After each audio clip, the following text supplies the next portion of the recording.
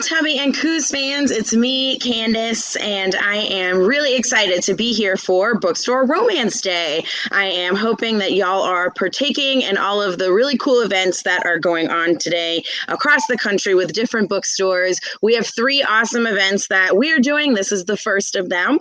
So hopefully y'all are able to join and celebrate romance with us today. We love romance. We know a lot of people do. So we're really excited. We're the only store in New Orleans actually celebrating Bookstore Romance Day today. So we're really excited about that. So for our Kensington Books and Brunch event right now, I'm really excited to have 3 authors with us. So the first is Priscilla Oliveras, and she is a USA Today bestselling author and a 2018 RWA Rita double finalist. She writes contemporary romance with a Latinx flavor, and she strives to bring authenticity to her novels by sharing her Latinx culture with readers.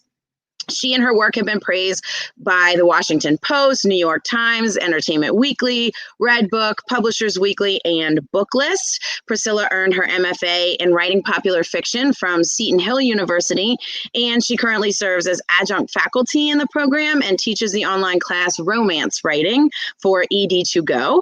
And she is a romance genre junkie, but she also considers herself a sports fan, a beach lover, and a Zumba aficionado. And she often practices the art of napping in her backyard hammock, which I can really get on board with as well. And her newest book is called, the book we're talking about today is called Island Affair. Our second author is Tash Skilton, who is actually 2 authors. So that is the pen name of Sarvanas Tash, who is the author of The Geek's Guide to Unrequited Love, which of course, as geeks, we love, and Virtually Yours. And also Sarah Skilton, who is the author of Fame Adjacent and Club Deception. These 2 ladies met on Twitter and parlayed their online friendship into an IRL one, which I think is really cool. Their guidebook to forever friendship includes getting each other's 90s pop culture references, which I'm into as a 90s person. They passionately discourse their favorite TV shows, books, and movies via email. They cheer each other on through the psychological matrix that is motherhood, and they have a complicated relationship with the internet, but they will always love it for facilitating their bi-coastal friendship and the writing of their books. And their first book together is called Ghosting a Love Story. It just came out at the end of May, so it's only been out a couple of months. And so I'm really excited to have these authors with us. Welcome to Priscilla, Sarah, and Sarvanas. Hello. Hi, everyone. How's it going? Good. So can y'all tell us, the first thing that I normally like to do with authors is to get y'all to tell us like a few, maybe 2 or 3 things about yourselves that aren't in your bios that maybe you think people should know that might be interesting. Oh my goodness. That's not in our bios. That's not yet. Just something fun. Fun fact. Fun fact.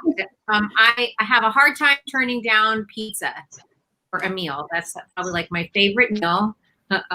Pizza or lasagna. So you could invite me over for pizza or lasagna, and I am there. So that's one. Sarah, or do you guys want to share something else? Sure. When I was a kid, my sister and I would write these detailed soap operas about cats. Ooh, and we would record them on cassette tape. And we also did the advertisements, which I still have memorized to this day. And whenever I see my sister, we'll bust out with those ads at any moment. And that was probably an introduction to writing for me. Did you make up the ads or did you reconstruct ads that existed? Oh, we made up the ads. And one of them was a pill that you could take to make you howl like a wolf. I don't know why you would take this pill. I don't know what the side effects would be. There was a disclaimer at the end, not recommended for children under 5 years of age, but there was no other information or explanation for this. So it's called Howl Aloud. I don't know if there's a market for it at this point, but I think we've all been howling this year a lot, so maybe we don't need the pill. It's amazing.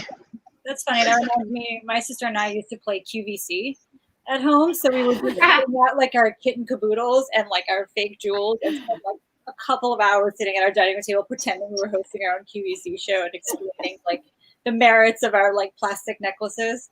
So, I have internet for 10 days here, so I had to introduce my own kids to like 90s games that you play without internet. Oh my gosh. Like Mall Madness. Did y'all have that one? Oh, It's like a 90s board game, and you built the mall, and it like talked, and you could go to the. I've never heard of this, but I'm going to Google I it as know. soon as we're done tonight. Yeah, it was amazing. It was one of my favorite games. We played all the time. And it was like it had like buildings that you built the mall, and there was an upstairs and a downstairs. And the point was that you had to try and shop and get the best deals. I wonder if this It board was game. fun. I have 3 daughters who would have loved to play that board game. I'm like, I know. I don't even know if they still make it, but it was definitely a 90s thing. When malls were big, I guess. yeah. Yeah. My mom is a pack rat, so she has all my board games still, and I found my Girl Talk and my Babysitter's Club Yes. board games. Yes. The questions on it is like, they're hilarious. They're so like gender specific, and like it would never fly today. Like it's just I bet it's interesting just to look through them all, like just to see them and notice the change. And like how you just said that they kind of a lot of the questions would not be appropriate or fit for right now. How interesting. Yeah, that's awesome. My sister and I also did a lot of radio. So we did our own radio show, and we had commercials, but we essentially recreated commercials. So the one that I remembered the most is Hair Grow for Men. And we had like a whole thing that was like, grow your hair. Are you bald?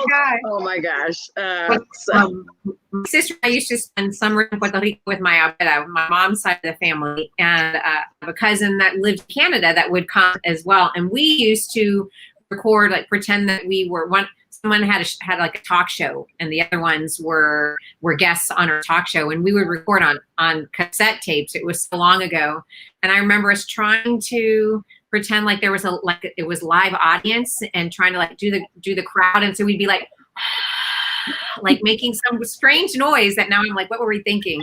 And then we would listen to the recordings, I guess. So it's interesting now to hear, the creative side of us, that even when we were kids, it was still kind of there and percolating for now. Absolutely. So tell us a little bit about your books. I guess let's start off there.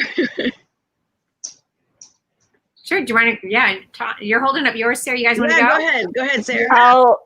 I'll kick it off, and Sarvanez can continue with the story. So a couple years ago, I was looking for some freelance jobs, and I stumbled across this ad for ghostwriters for Match.com, or I don't think they even said what it was for or who was hiring them. And you had to take a test, like how good is your flirting game, and like how could you attract somebody to go out on a date? And then I guess the real person would take over once you'd kind of help them get their foot in the door. Ooh. And I didn't feel comfortable with it as like an actual job, but I took the test out of curiosity, and I had to bail like halfway through. I was like, this is too weird. But I did forward it to Sarvanez, who said, this is 100% a rom-com, and we sort of started brainstorming, like, what if both clients had ghostwriters and didn't know it? And then those ghostwriters started to actually have feelings for each other, but maybe in real life they'd met and they hated each other. So then it was like, oh, it's kind of like You've Got Mail. Yeah, it was kind of like Cyrano meets You've Got Mail. I'd always wanted to write. This is actually my first adult book. I've written 3 YAs and another middle grade book. But I always wanted to write like a Nora Ephron-esque rom-com. It was like my dream. And this, when this idea came, I'm like, this is it. This is the idea. And it was probably one of the easiest writing and most fun writing experiences I had, just because we were really on the same page, and we just loved what we were writing, and we were just trying to make each other laugh, which was just like a really nice, pure objective. And so it was just like, it was really fun, and we just enjoyed it. But anyway, yes, it's about 2 ghostwriters, Miles and Zoe, who work for competing ghostwriting companies for dating profiles, and they don't know each other at the beginning of the book. They have a meet cute, meet hate, and they fighting over like last stale biscotti, and then they kind of end up like meeting each other at this cafe all the time, because they're both presciently working remotely out of this cafe. and they have two clients who they're trying to match up with, who they're ghostwriting for, and they don't know they're ghostwriting for each of those clients, and the clients have like nothing to do with who these people are either. So it's just kind of like layers of that. Cool. Cool.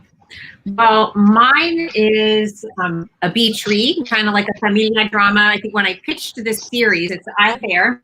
When I pitched the Keys to Love series to Kensington, it was kind of the emotional, like the familia drama that you might find in This Is Us. But the Navarro familia, they're a Cuban familia, born and raised like third generation in Key West. And the siblings and their papi, their dad, are all firefighter paramedics. So I said it's kind of like a mashup of like the familia drama, the family drama of This Is Us with maybe Blue Bloods if they were NYFD instead of NYPD. And Island Affair kind of has the added twist. It's a fake relationship. So I really, one of my favorite rom-coms is The Wedding Date with Deborah Messing and Dermot Mulroney. I'm always not sure if I'm saying his name correctly. He has like some amazing lines in that film, some swoony lines. But so I kind of leaned on a little bit of trope and the kind of the gist of Island Affair. There's a savvy social media influencer, and she heads to Key West for a week-long vacation with her family, and they're kind of judgmental. They're all doctors, and she's not. She's a social media influencer, and when she arrives there, she gets a call from her boyfriend that he's just decided not to come. He's kind of no showing, and they were already kind of iffy, and so now she needs to find someone who will kind of take his place because she's not wanting to show up feeling like already I'm the black sheep, or I'm not the one who's meeting all of their expectations, and now I'm going to show up having been dumped. And she meets Luis Navarro. He's one of the siblings, and he's got a week vacation himself because he's kind of dealing with some stuff. And at work at the fire department, they've said, look, take this time off. You need to kind of get your head on straight. And so he volunteers. He's got a really big savior complex. He volunteers to step in and pretend to be her boyfriend for the week that Sarah is in town. And so it kind of goes from there. When you have a small island where everybody knows your business, and a Cuban community where everybody knows your business, and you have a mommy that has like a radar that she's always going to know your business, it's going to be kind of hard to kind of keep a fake relationship from his familia. So it's kind of what happens during that week.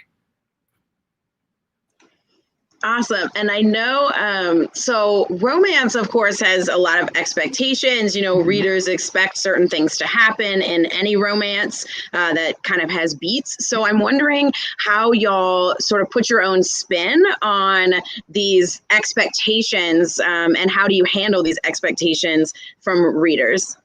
Sure.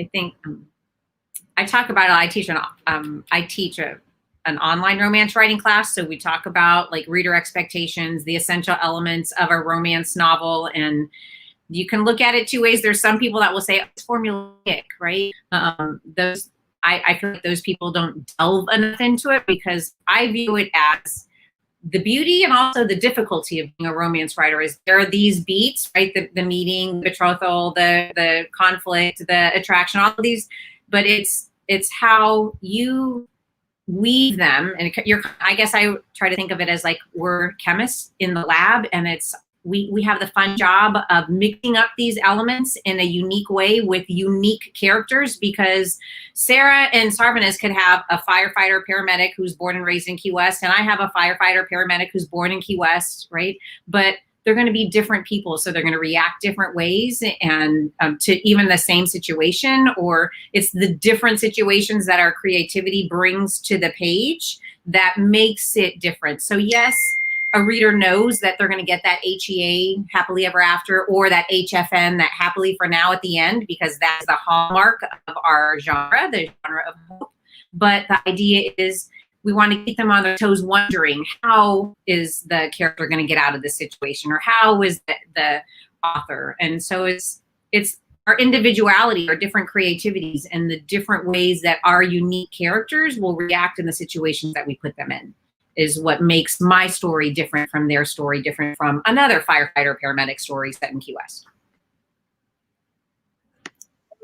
Yeah, so Sarah and I actually both come from a screenwriting background. We wrote a lot of screenplays before we wrote books. And we really approached this like a rom-com movie. So we really did look at beats and character arcs. But I love rom-coms. They're probably my favorite genre. They're like my go-to genre when I'm stressed and I need to like relief. And I think like Priscilla said, like, it's not that you don't know how it's going to end. You know exactly how it's going to end, but it's just the way it gets there that is the fun part of it. And for me, particularly, I really love rom-coms where the comedy is just as important as the romance. So I really love it to be really funny. And so we had a lot of fun just making it as funny as we could, just making kind of ourselves laugh. And I think that was kind of the driving force of it. And we knew, like, we looked at the same beats that Priscilla was talking about, but it was a matter of, like finding our own characters, what they would be doing within those beats, how they would react, like if they had a funny line they would say as they were like going through these situations.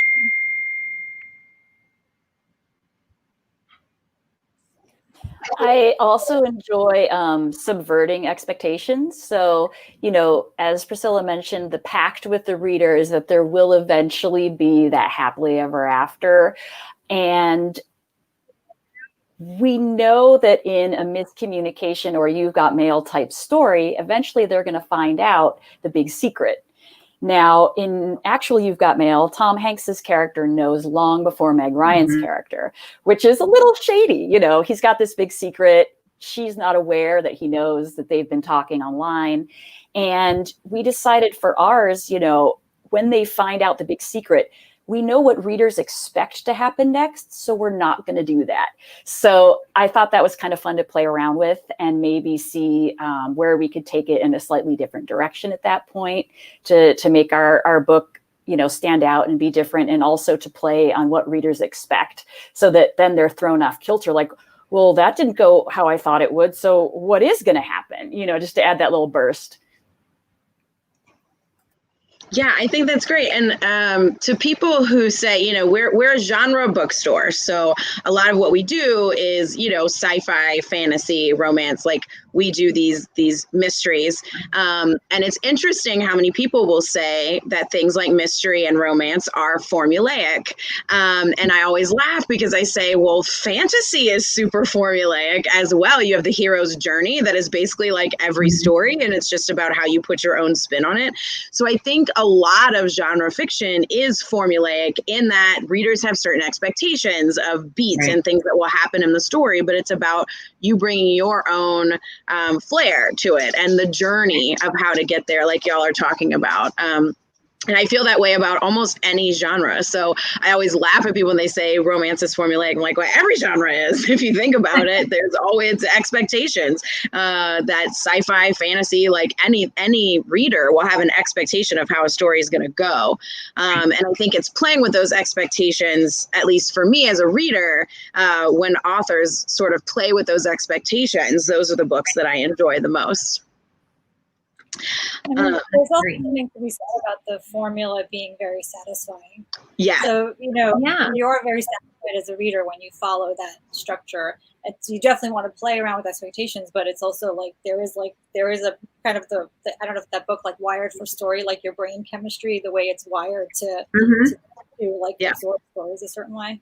Because you can tell when there's something missing, when there's a beat that's not hit.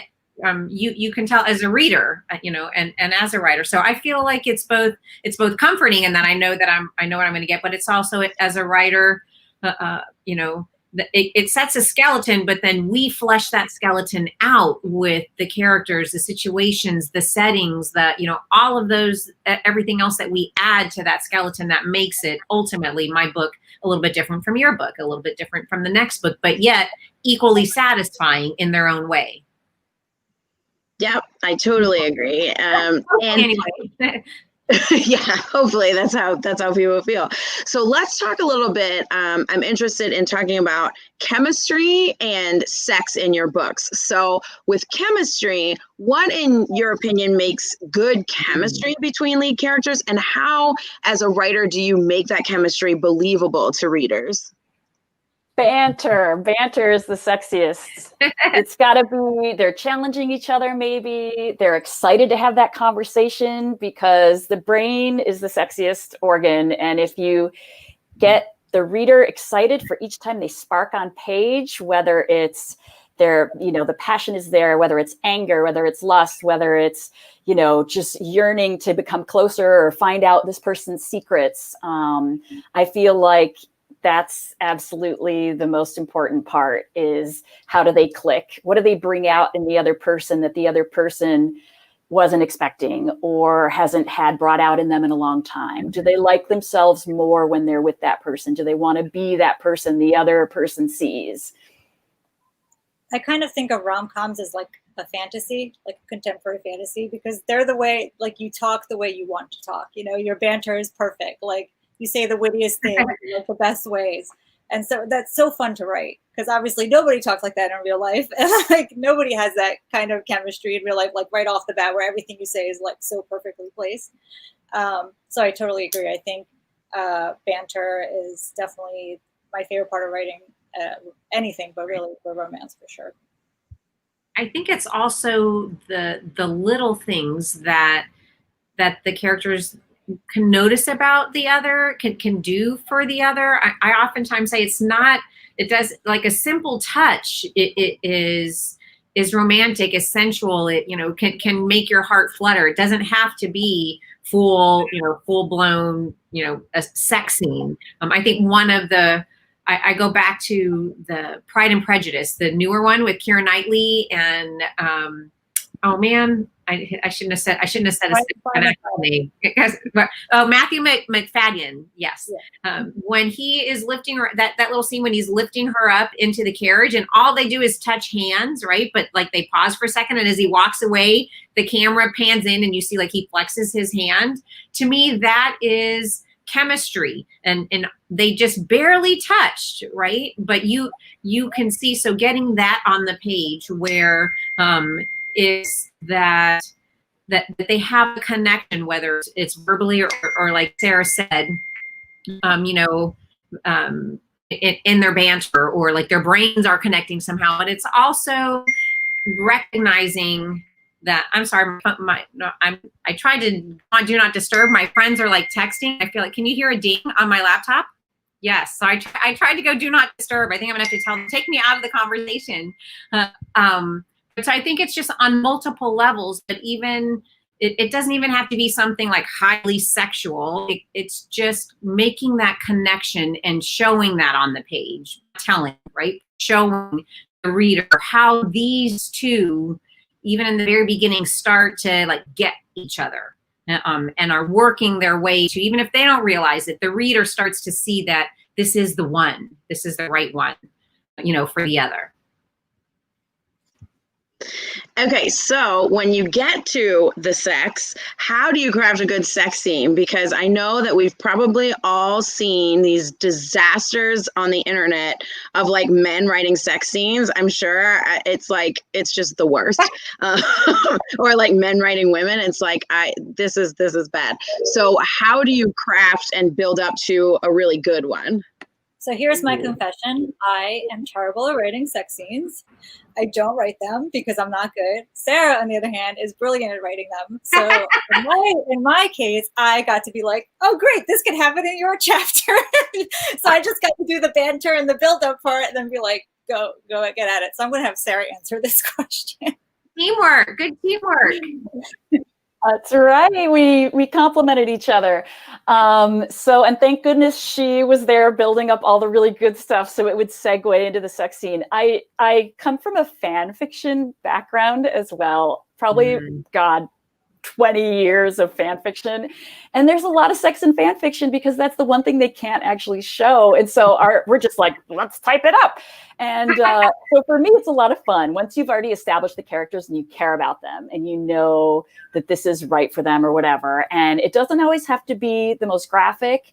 I sort of like to use language that feels like it's not all of a sudden shocking to the story. Like I want to use language that seems of a piece to how the characters would think or how the characters would express themselves. So it's not like you have, no naughty words, and then all of a sudden here's the sex scene and it's so naughty and crazy, and then you go back to I try to make it sort of organic to how they would feel and the words they would use and the language and stuff like that. And sometimes I start out and I go nuts, and then I just rein it in.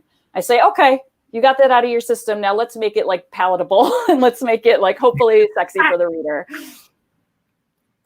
I think for me, one of the important things is I don't ever feel like with the book, like there has to be a sex scene. First of all, I write closed door. So there's a lot of buildup and there's a lot of foreplay, but then either like the scene fades or the door closes. So I have not published a book anyway yet that has, and that's not been closed door.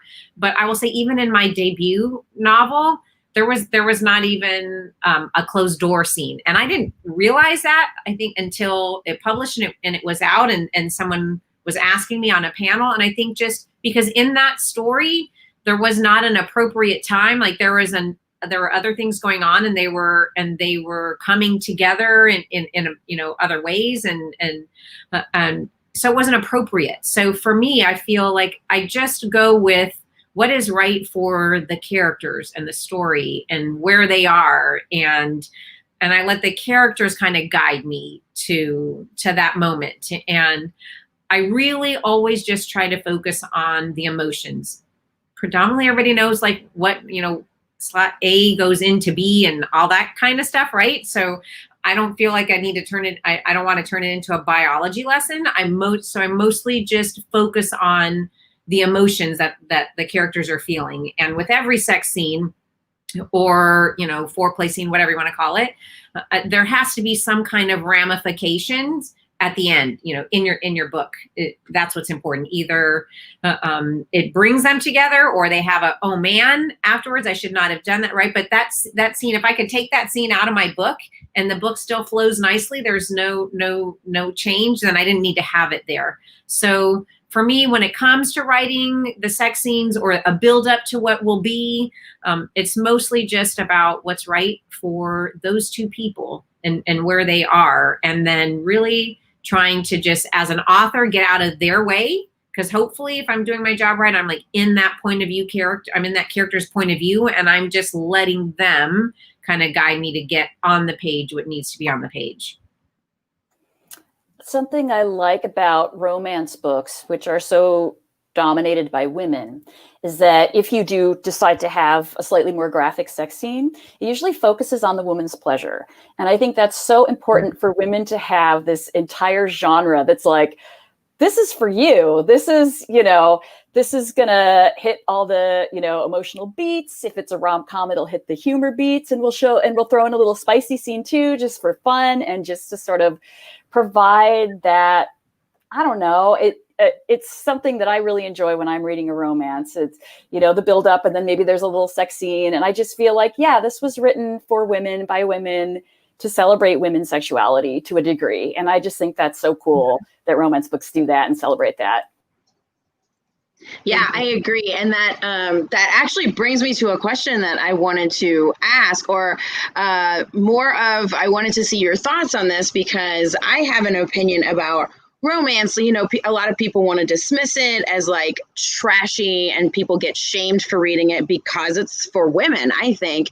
And in my opinion, it's because of how powerful these stories are and how it's one of the only arts that very consistently portrays women like triumphing and having pleasure in this world that really does not want women to triumph or have pleasure. So what are y'all's thoughts on that, on like why romance is dismissed? Because to me, it's just because the women are powerful in it, I think. Patriarchy. I mean, that's the first thing that comes to my mind, right? Something for how long, ages ago, decades ago, women would, as writers, would have to use a pen name, would have to, right? Because they shouldn't be. So to me, that's always like my number one go-to answer is what Sarah said. A genre written predominantly by women, predominantly for women, should be, according to some people, isn't literature, isn't worthy, for whatever inane reason that is. I feel it's mostly because there's been a lot of, male-dominated society, male-dominated in industry in general.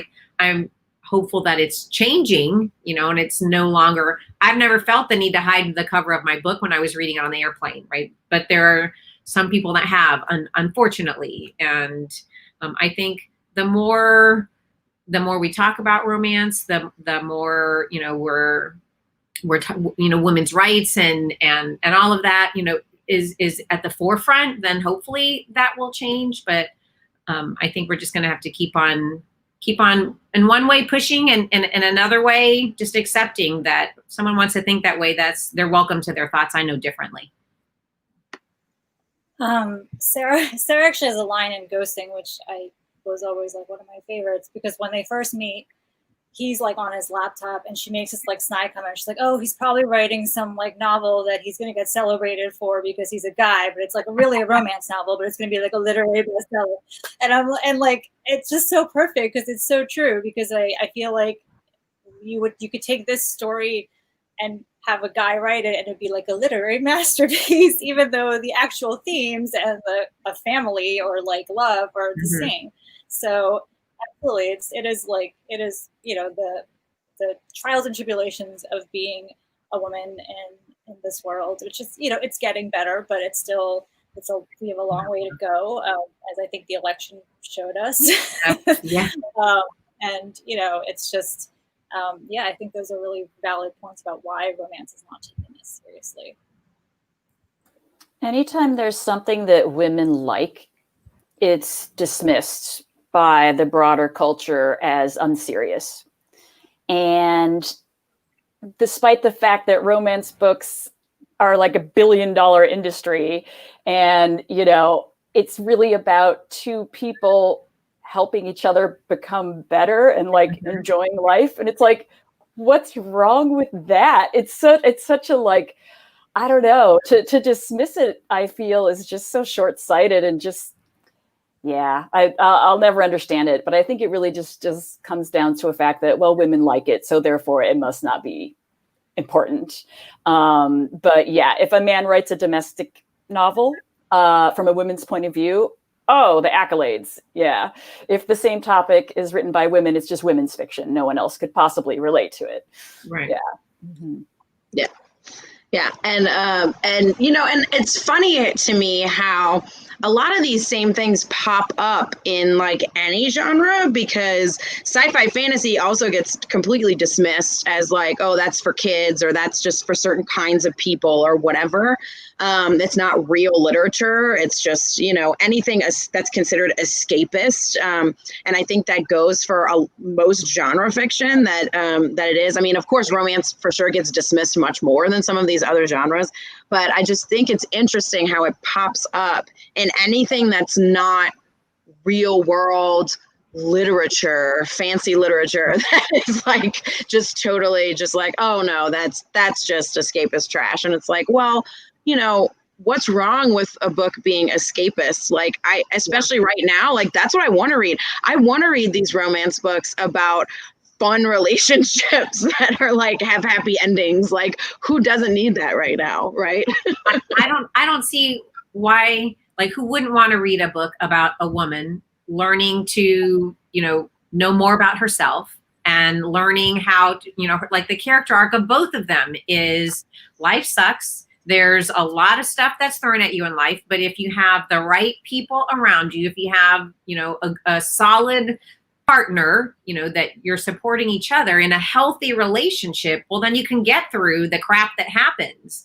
And so I guess I don't agree with why that would be denigrated, right? Like why it would not be considered, good reading to read about healthy relationships, people overcoming, whatever life, throws their way. But yeah, I totally agree. So let's do some sort of fun questions here towards the end here. Also, I just want to mention, if anybody watching has questions, if you want to type them into the chat, I'm sure we'd be more than willing to answer any questions that you have. So if you do, type them into the chat. If not, I can keep chatting all day. So, but if you have them, please type them in and we'll make sure to get to them. But so are y'all plotters or pantsers, as they call them? I'm a plotter.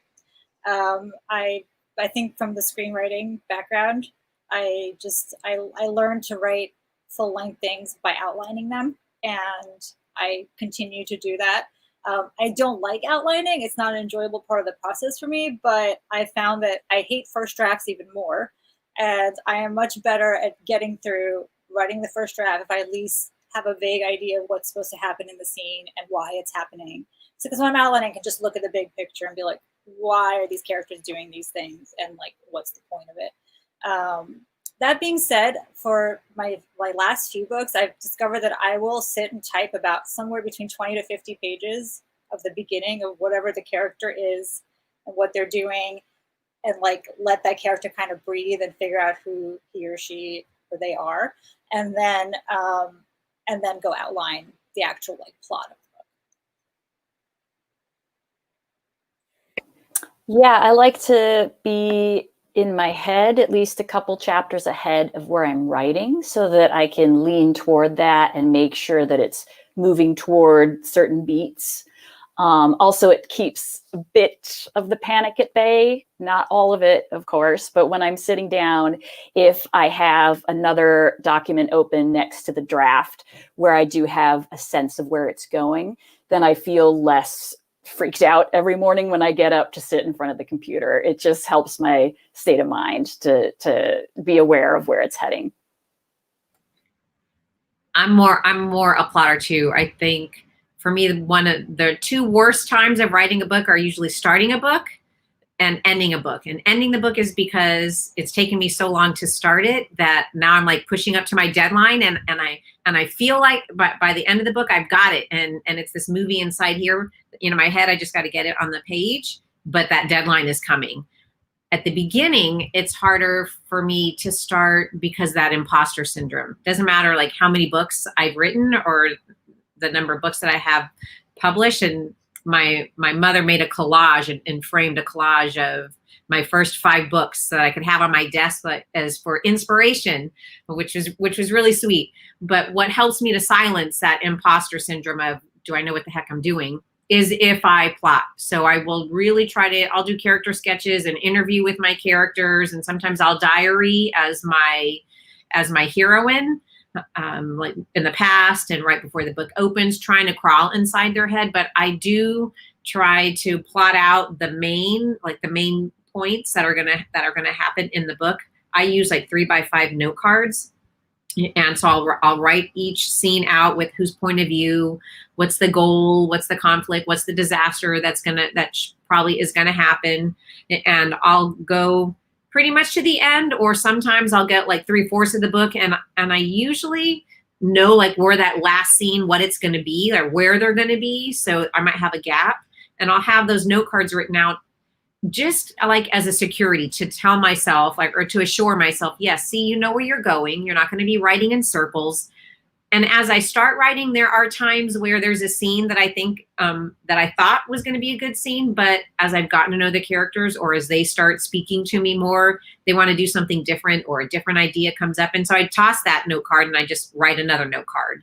So it does change, but having what I think is a solid plan to start off helps me to get going and to silence those doubts. And then once I start writing, I just try to like stay in the book, either while I'm doing dishes, while I'm driving or whatever. I'm either thinking about the scene I just wrote, like going over it to see if I need to go back and layer anything, or if I'm good with it, I'm thinking about the next one, kind of like how Sarah said she likes to be thinking ahead before she sits down. That way I try to think about what I'm going to be writing next. So when I sit down, it is kind of like a movie or a conversation in my head, and I can get it down. And I'm not just sitting down with a blank computer and a blinking cursor like, okay, what's next? So, but the plotting. I just wanted to so you mentioned your mom. My mom made this collage of Moms are the best. They are super support. Actually, my mom usually comes to these things, but she was making calls for we're in Florida, so we're making calls for making calls. Anyway, yes. So she's doing that this afternoon. Yes.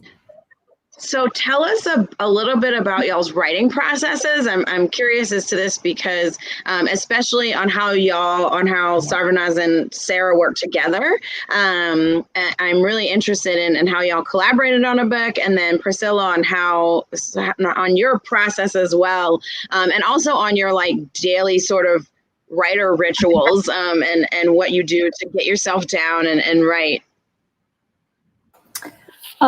Well, I have a very, very, very energetic 8-year-old.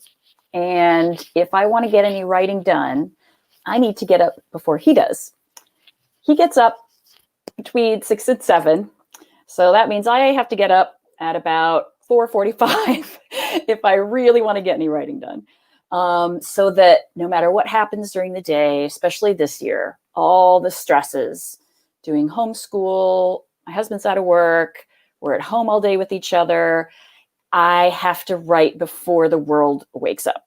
Otherwise, it won't happen. I'll just be too burned out by the end of the day, or I'll just want to zone out with Nintendo or reading a book or doing something relaxing in the evening. So if I'm going to write, it has to be early for the most part. And with in terms of collaborating, we literally each took one of the POV characters. For ghosting, Sarvanaz wrote for Miles, the romantic hero, and I wrote for Zoe, the heroine, and we alternated chapters with our POVs.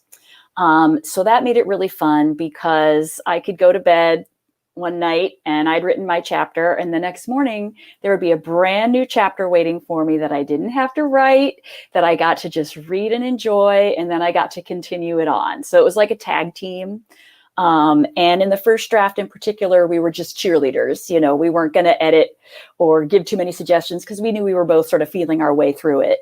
And that was just really, really lovely to have a partner putting out the chapters, and then I could continue and get her yays, or I could put my yays down on a Google Doc. We're on opposite coasts, so we mostly did everything just on Google Documents. And then when we had our latest thing uploaded, we would alert the other person and they would go on in and put margin comments and then write their section of it. Yeah, so it's funny because I'm usually very much feel like the Stephen King closed door first draft thing. Like nobody reads my first drafts. They're like awful and they're big messes, and you know, like it's just like my brain kind of vomiting onto a page. But with this, we couldn't do that. We had to kind of give each other kind of the first draft. And, you know, luckily we had been critique partners for a long time and knew each other's work really well. And I think also we were both just really excited about this book and really loved writing it. And it was one of those rare occasions where things just kind of came out like almost, not that we didn't edit, we definitely did, but they kind of came out well the first time. And so, yeah, so like Sarah said, it was really great to just go, and like the word count had magically been like, you know, added to, and I didn't have to write it, and I got to just enjoy it. And also it was kind of fun because I got to fall in love with her character along with my character. Like it was kind of nice to just kind of have that relationship of like they fell in love with each other and like we fell in love with each other's characters at the same time, kind of in real time. It kind of helped, I think, build the chemistry of what we were doing. Editing was harder than writing the first draft for sure, because once we got the edit letter, then obviously like we were just writing linearly, you know, chapter by chapter. Then when things were changing, it was kind of cascading to like other people's chapters. So, and obviously it was one document, it was a Word doc. We were going back and forth and we had to like figure out the schedule of it and, you know, who got it when and like who was working on what. Normally when I get an edit letter, like I'll do the line edits, the really easy edits, while I like let the other edits kind of percolate. And this had to be a lot of coordination about who was doing what edits and like when. Though we still like line edits, we still stuck to our own chapters, but obviously like the big edits, you know, we kind of changed the last third of the book, I think during our first round of edits. And so we had to really talk about how that changed all our chapters, you know, and how that cascaded into each other. It's really interesting. It's good that you guys have such a, well, you said like a long-term relationship because you were critique partners. It's really interesting hearing how you both worked together. That it's good that it worked out well. It sounds like you meshed really well your styles, and how interesting. Well, I I am not a good like throw up on the page messy first draft writer. So like for Nano, how people will write like 50,000 words in a month, but because they just keep writing. I've tried that and I just cannot turn off. Like my process is I'll write and the pages that I've written, I kind of like comb back through them like during that day or at the end of the day. And so if I've written 1,000 words in whatever X number amount of time, then I'm fairly comfortable that at least 800 of those are ones are solid ones. I'm not like a friend of mine and I will sprint and I'll write 250 words in an hour. And she's like, oh, I got 1,000. Probably at least half of those are trash, but I got 1,000. And that's her process, you know. But so as I write, my sister is my main beta reader and my like we brainstorm a lot. And so as I'm writing, I will send her maybe like every week or every couple of weeks, depends on the timing, I will send her what I've written.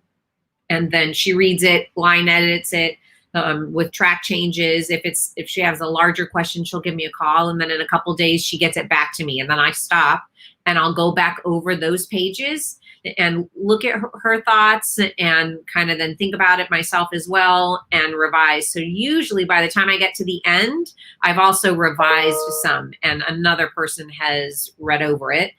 And when I get to the end and that kind of, and I also like, I would like to know about you guys. Do you, and maybe because you're partners, I write in order.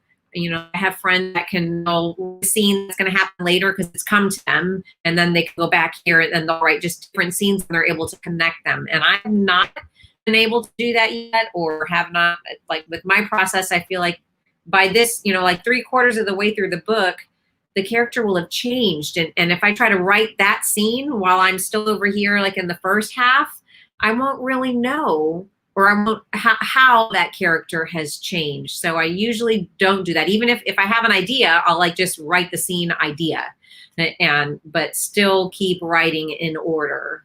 What do you ladies, have you done like with them? I only write in order for the same reason. I feel like I have to follow my character's journey. Yeah. Sometimes I know like plot points that are, well, not my outlines. I know the plot points that are going to happen, but I can't write scenes out of order. I've never been able to do that. Yeah. Me neither. So that if I get an idea like, oh no, maybe they should go here instead of that, or this person should show up, I'll make a note, but I'm not writing it yet because I feel like I can't really identify with them yet and who they might be at that point.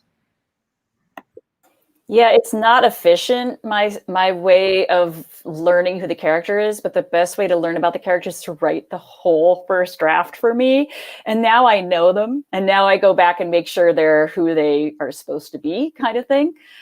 So yeah, my first drafts can be kind of messy. Although I will say for ghosting, by the time we turned it in, it felt like it had already gone through 1 or 2 rounds of light edits. So because we were giving each other feedback in real time and then sometimes tweaking it right away, it felt like a couple extra layers or a couple extra rounds of edits had already gone into it, which was nice. Sounds kind of like you and your sister, Priscilla.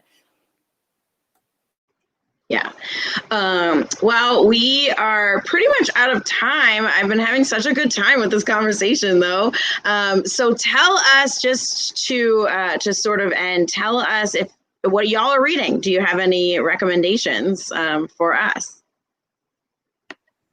I just finished reading Waiting for Tom Hanks, which had been on my TBR for a million years, but I haven't been able to read during the pandemic at all. It's been really hard for me, which is very strange for me because normally that's like my first place to go, but I can't focus. I think I've read 3 books in the last 5 months, which is not normal.